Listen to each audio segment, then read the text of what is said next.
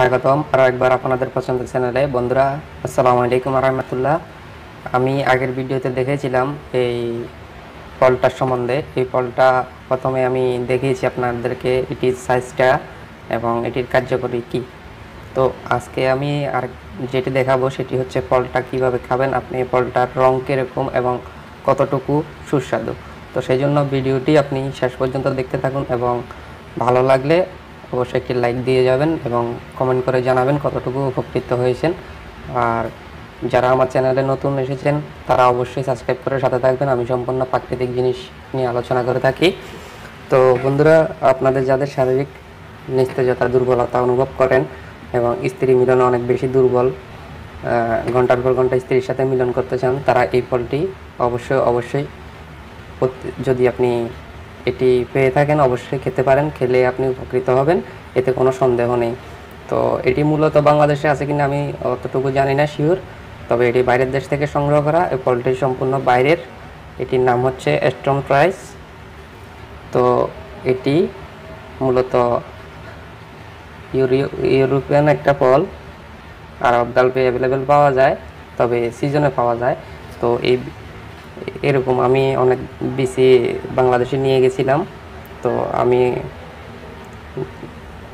রোপণ করছিলাম, আমি চারা নিয়ে আসতে পারি নাই। এতে আমি অনেক চেষ্টা করেছিলাম, চারাটা উঠানোর জন্য পারি নাই, হয় নাই, হয়তো বাংলাদেশের মাটিতে হবে না।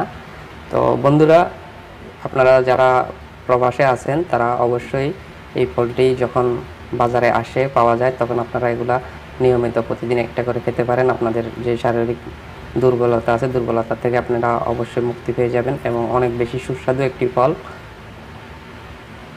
এই ফলটি আসলে ইংরেজি একটা নাম, স্টোন পিচ এটির নাম। বাংলায় কী নাম বলে অতটুকু আমি জানি না, ক্ষমা দৃষ্টিতে দেখবেন।